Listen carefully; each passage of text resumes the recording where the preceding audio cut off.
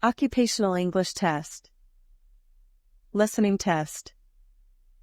This test has 3 parts. In each part, you'll hear a number of different extracts. At the start of each extract, you'll hear this sound. You'll have time to read the questions before you hear each extract, and you'll hear each extract once only. Complete your answers as you listen. At the end of the test, you'll have 2 minutes to check your answers. Part A. In this part of the test, you'll hear 2 different extracts. In each extract, a health professional is talking to a patient. For questions 1 to 24, complete the notes with information that you hear. Now, look at the notes for Extract 1. Extract 1, questions 1 to 12. For questions 1 to 12, complete the notes with a word or short phrase that you hear. You now have 30 seconds to look at the notes.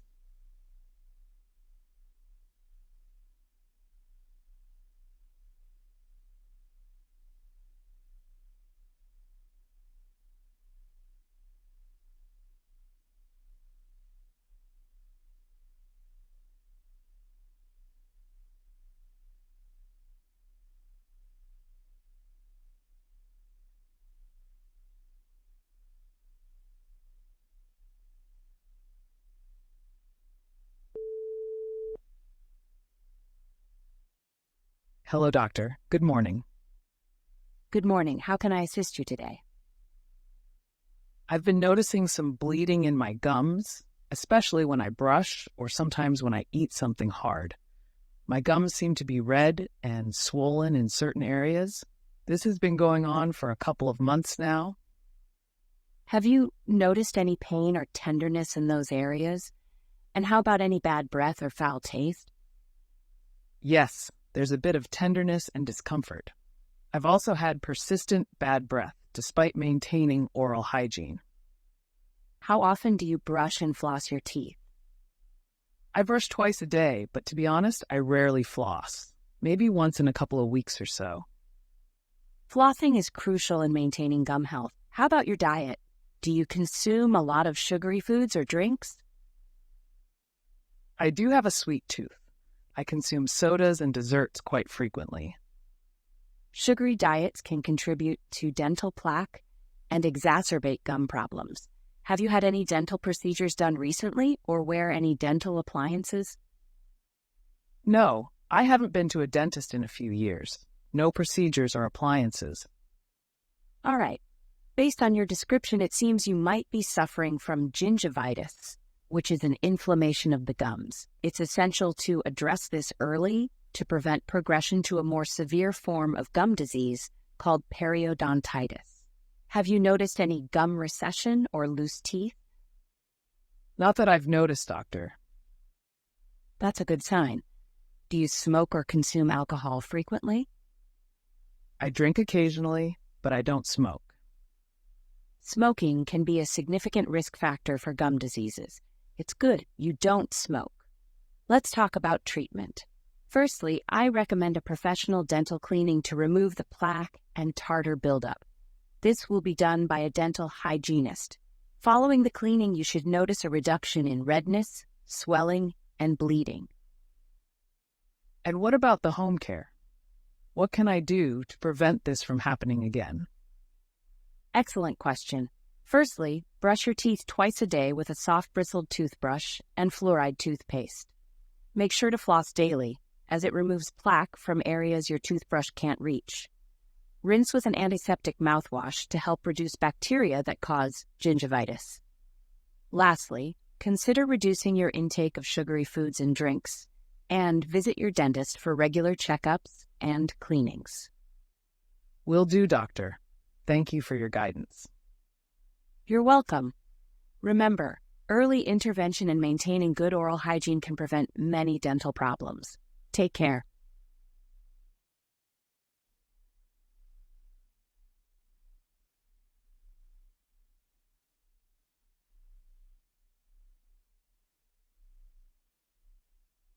Extract 2, questions 13 to 24. For questions 13 to 24, complete the notes with a word or short phrase that you hear. You now have 30 seconds to look at the notes.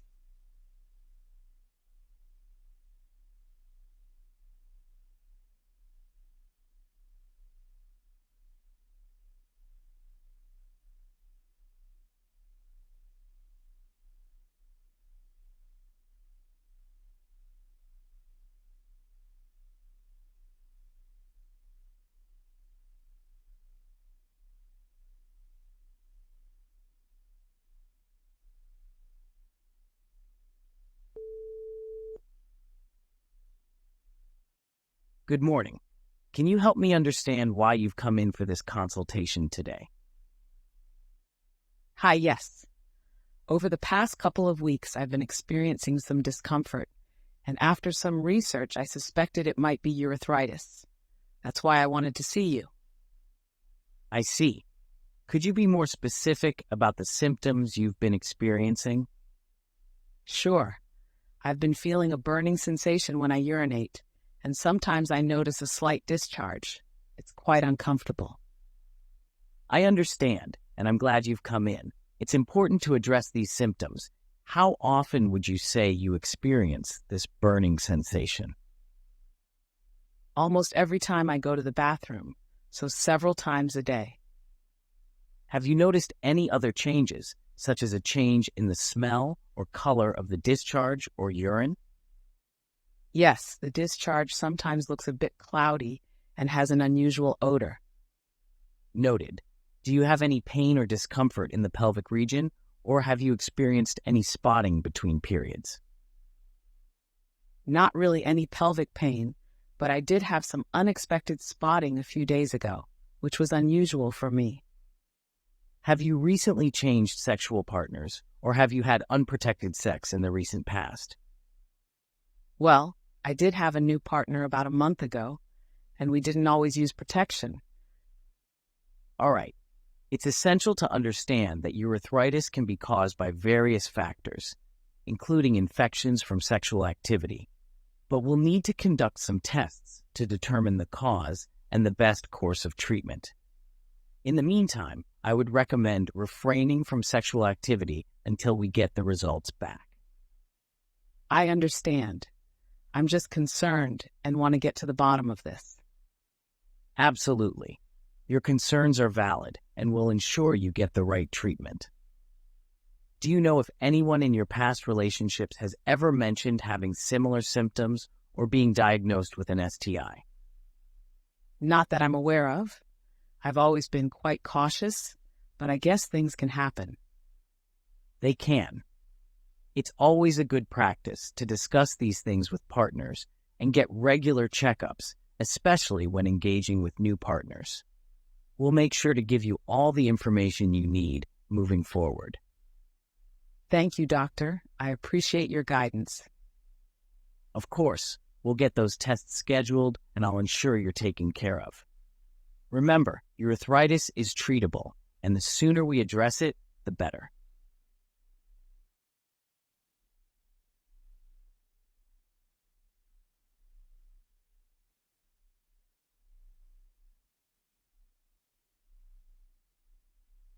That is the end of Part A. Now look at Part B. Part B. In this part of the test, you'll hear 6 different extracts. In each extract, you'll hear people talking in a different healthcare setting. For questions 25 to 30, choose the answer A, B, or C, which fits best according to what you hear. You'll have time to read each question before you listen. Complete your answers as you listen. Now look at question 25.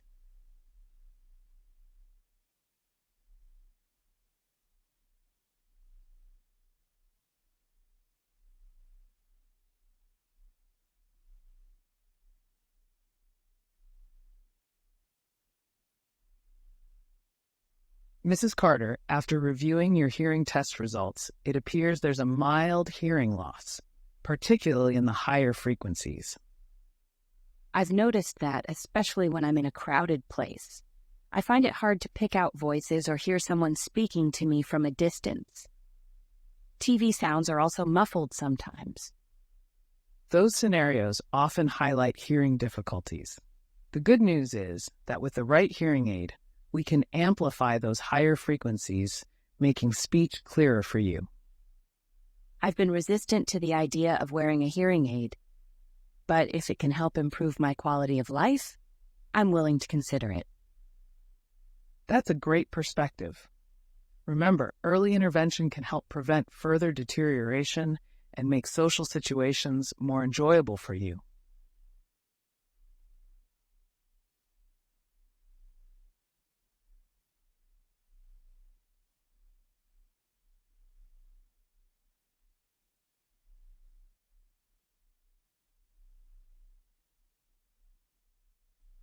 Now look at question 26.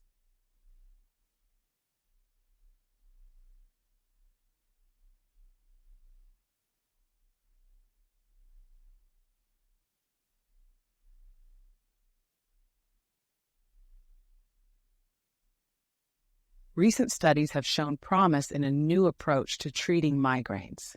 Instead of merely targeting the symptoms post-migraine onset, the focus is now shifting towards prevention.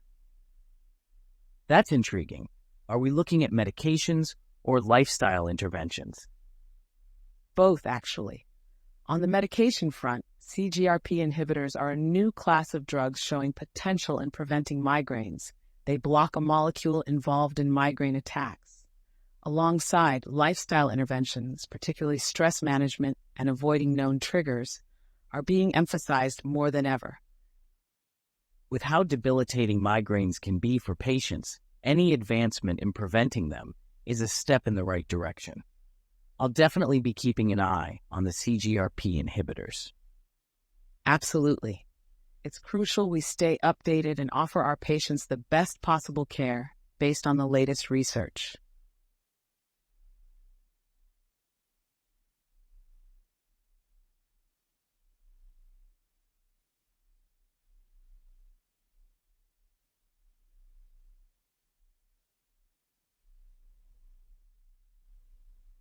Now look at question 27.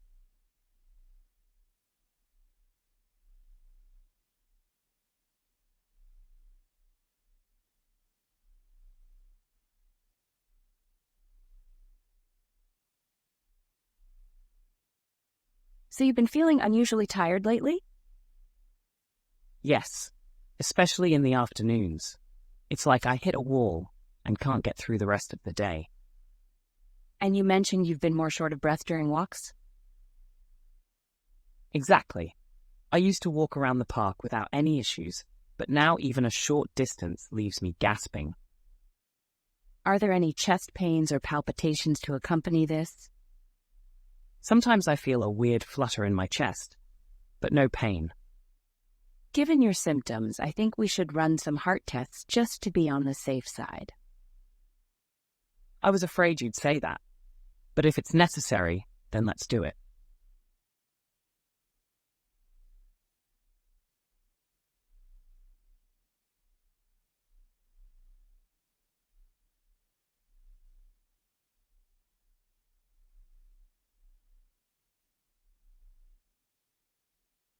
Now look at question 28.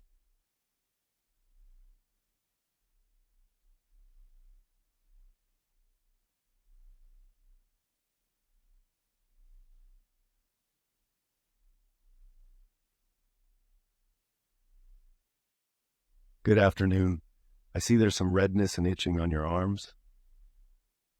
Yes, it's been bothering me for weeks now. At first, I thought it was just dry skin, but moisturizing hasn't helped. Have you switched to any new detergents or skincare products recently? Not that I recall, but I did start a new job, and the office is quite dusty. Dust and certain environmental factors can sometimes trigger skin reactions. Have you ever had something like this before? No, this is the first time, and it's driving me crazy. It's essential to identify the cause to treat it effectively. In the meantime, I can prescribe you something for the itch and inflammation. That sounds like a plan. I just want some relief.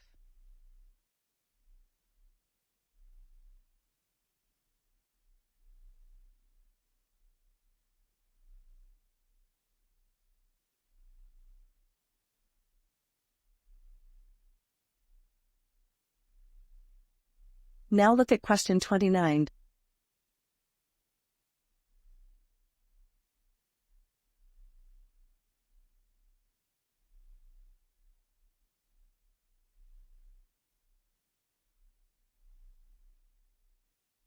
You mentioned that you've been struggling with your vision, particularly during nighttime.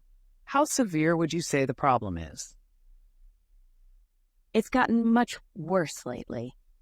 I find it challenging to drive at night because the streetlights and car headlights seem blurry, almost like there's a halo around them.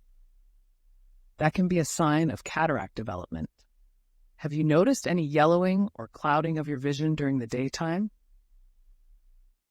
Now that you mention it, yes, things do seem a bit less bright and clear. Well, I recommend we conduct a comprehensive eye exam. Early detection and treatment can be quite effective. I'm a bit worried, but if it helps improve my vision, I'm all for it.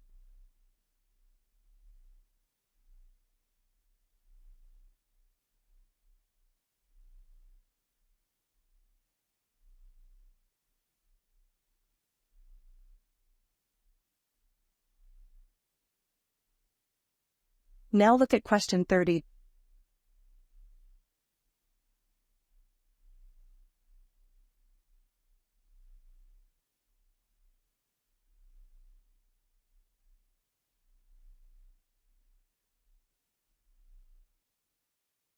I've been reading up on COPD, but I'm still trying to get a grip on the primary symptoms to watch for in patients.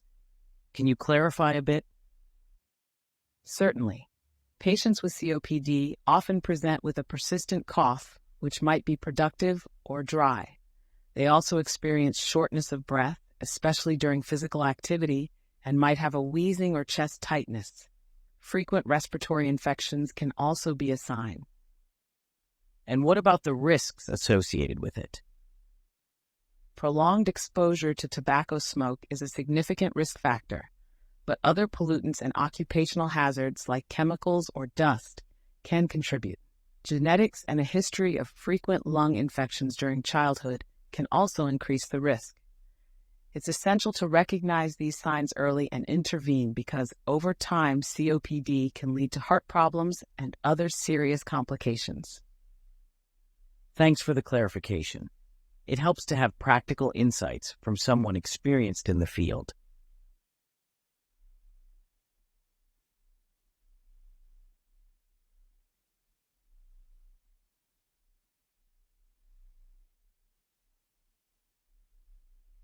That is the end of Part B. Now look at Part C. Part C. In this part of the test, you'll hear two different extracts. In each extract, you'll hear health professionals talking about aspects of their work. For questions 31 to 42, choose the answer A, B, or C, which fits best according to what you hear. Complete your answers as you listen.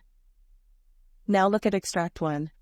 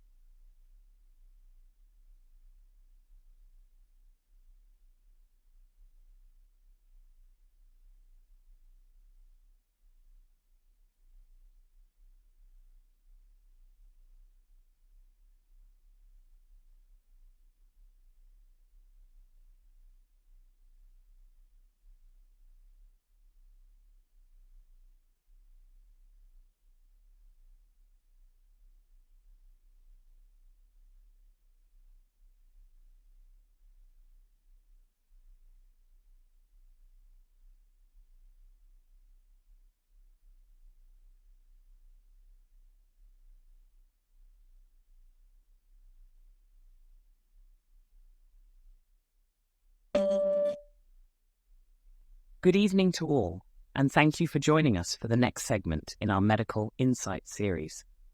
Tonight, we'll delve into a groundbreaking approach in the management of depression. Please welcome Dr. Evelyn Ross, a leading expert in psychotherapy and its evolving methods. Thank you for having me. It's an honor to discuss our recent progress, especially in such an important field as mental health. Absolutely. Mental health has become a pivotal conversation globally.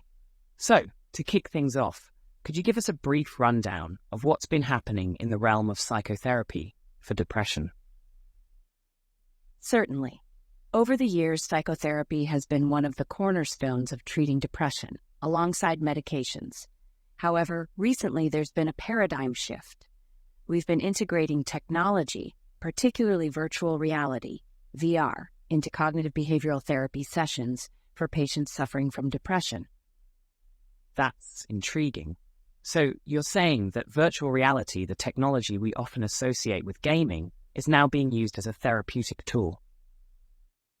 Exactly.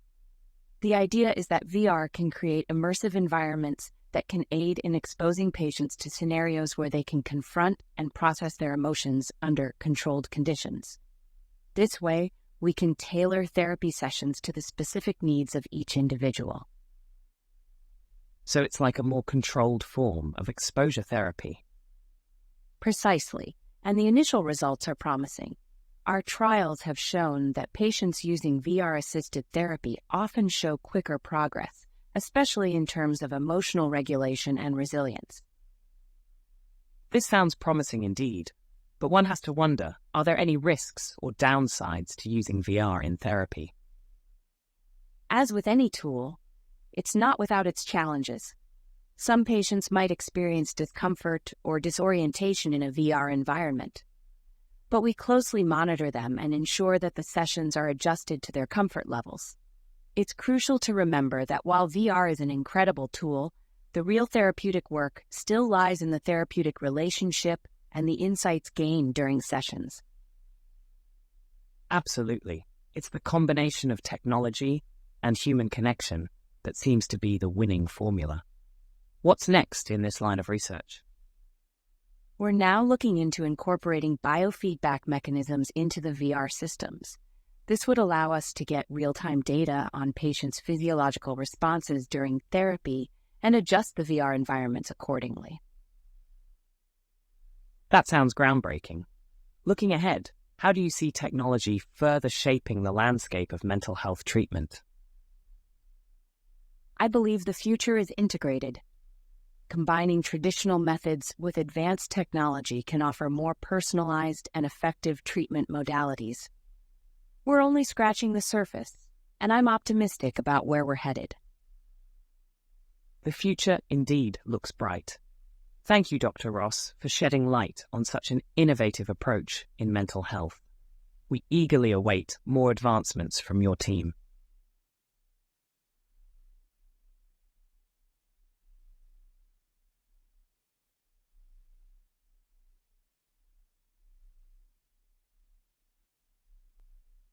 Now look at Extract 2. Extract 2, questions 37 to 42. You now have 90 seconds to read questions 37 to 42.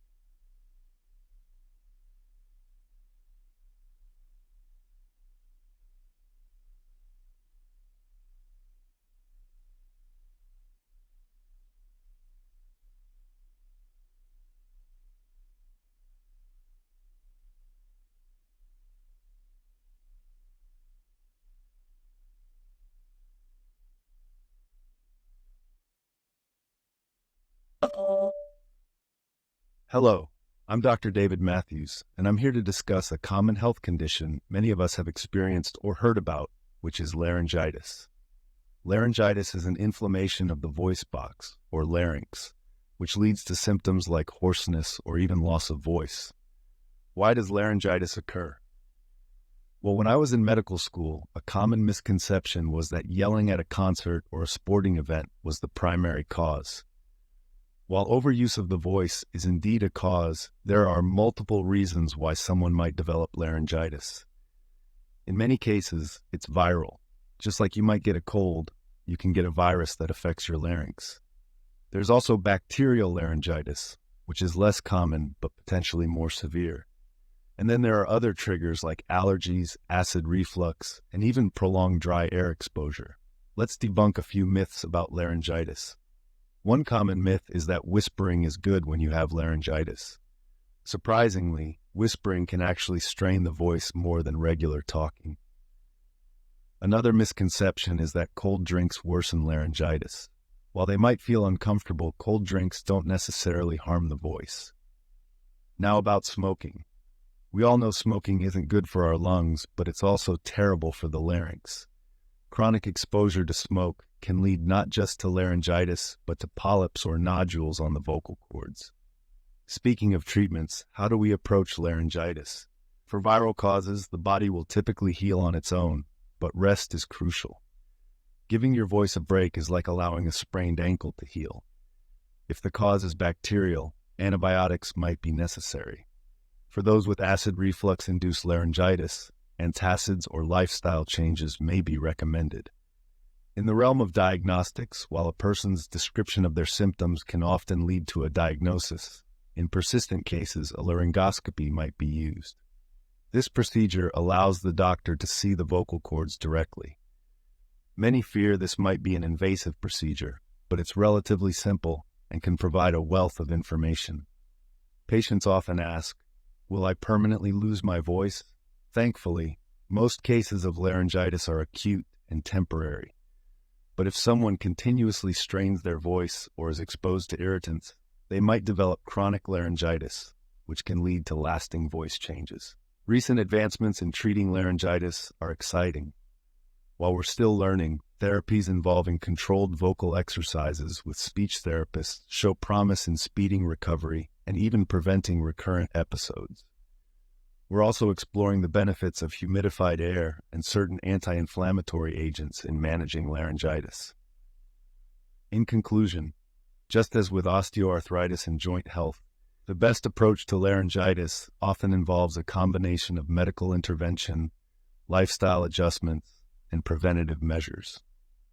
The voice is a precious instrument, and it's crucial to understand and care for it properly.